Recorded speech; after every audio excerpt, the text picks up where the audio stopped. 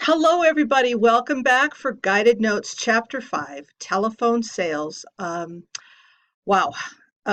Most people hate selling over the telephone and those telemarketers. But in our business in hospitality, telephone sales is a must in order to clarify things with your client on what they may or may not be needing. So let's go ahead and launch into our guided notes and discussion for Chapter 5 of the Hospitality Sales and Advertising book.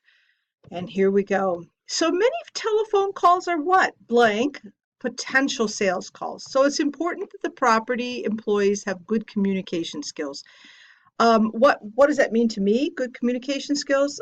I'm a salesperson, and quite frankly, I don't do well when people have a script on the phone because then I don't feel the authenticity or the genuineness coming from the person who's selling me on the phone. Now, in hospitality sales, our telephone sales calls are not like the canned pitches that you get at home. They are really you're calling people who have a potential to use your property versus just the random calls that you may get during the dinner hour at your house. So, telephone communication skills include the following. It's important to have a good tone of voice, positive, upbeat, and polite. Um, Another one is pitch. People don't like to talk with high, squeaky people, or if they're too soft spoken.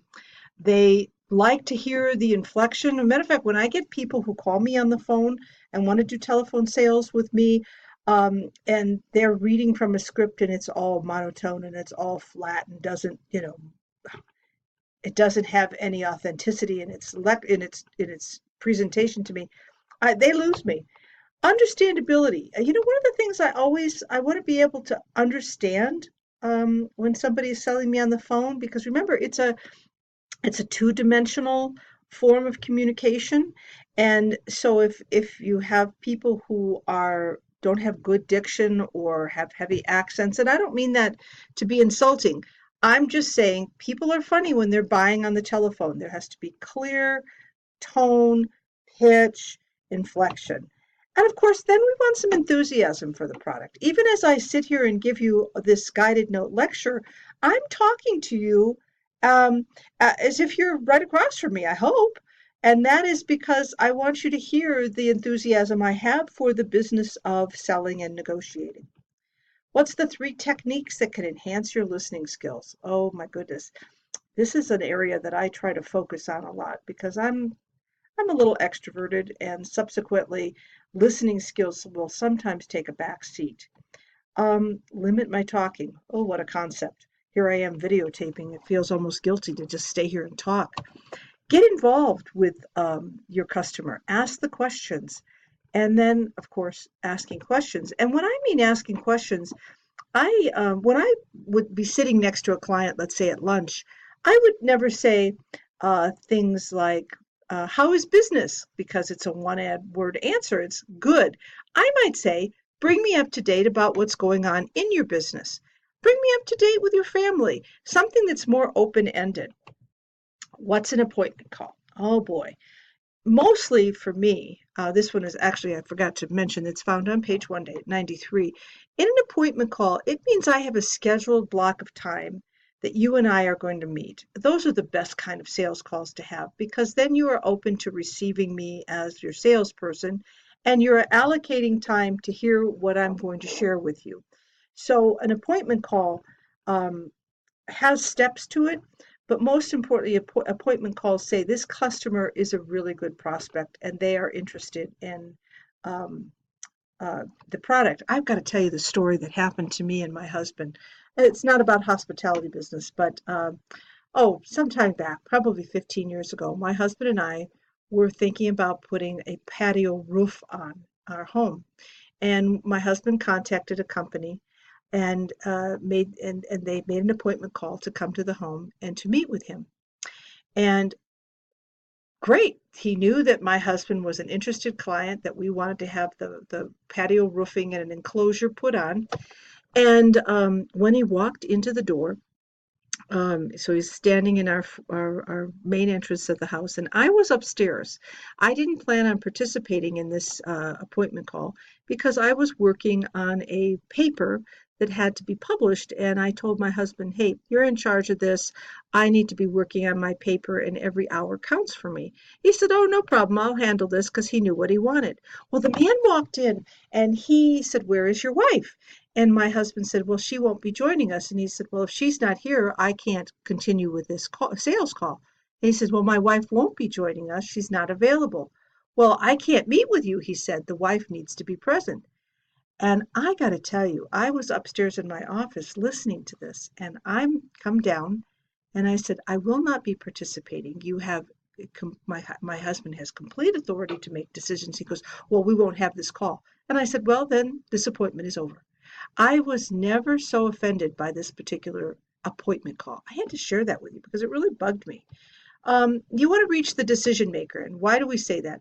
He saw the woman or the wife as the decision maker and not the man. Wrong choice. He opened the call by saying, where's your wife?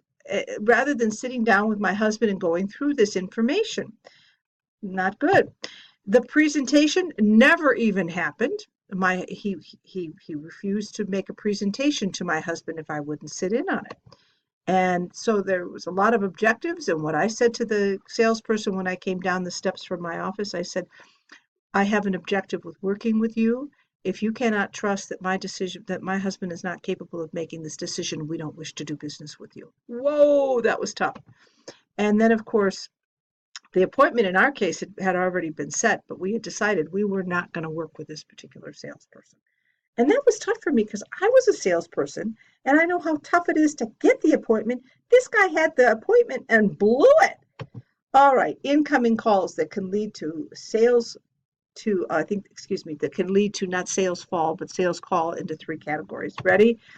Reservations, in our case, in the hospitality business. When a customer calls into a reservation call center, they are ready to make a sale. They may have seen it in advertisements, something online, maybe something in a magazine that they wanted to inquire and respond to. And then, of course, the inquiries that sometimes we'll call hotels and we'll say, do you have availability?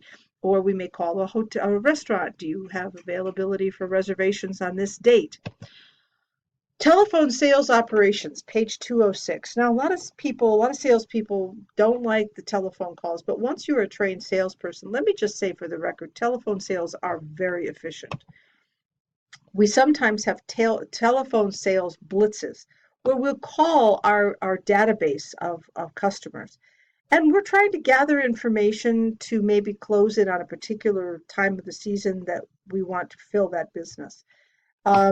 A telephone sales blitz is especially effective for properties that cannot afford, it says here, expensive computers, which is ridiculous because, of course, we all use computers, and other telemarketing technology. I'm not a fan of these robocalls. Oh my God, those are horrible. They make people hate your hotels. So I particularly stay away from that. The old-fashioned way is just to call your customer.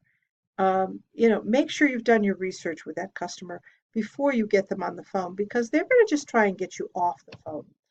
Ladies and gentlemen, we have certainly covered a lot of material about the beloved telephone sales. Don't let it frighten you. It's efficient. I many times will be calling my prospect to confirm whether or not they're going to be coming to this section of the country. Because remember, a lot of businesses, they rotate, especially the association business, they rotate their meetings from east, west to central. And so if I know that they're on a rotation, Denver is, if you're thinking about sales in Denver, Denver is sometimes considered west, and Denver is sometimes considered central. So we get the benefit of being able to talk to a client about the rotation. But in general, I have to say it's all about what I call dialing for dollars. You must constantly call your customer, stay in contact with them in as many forms and fashion. And telephone sales and emails, of course, are very efficient. Well, ladies and gentlemen, that concludes our time together. Thank you for listening to your guided notes. Hope it helps you as you prepare for your quiz.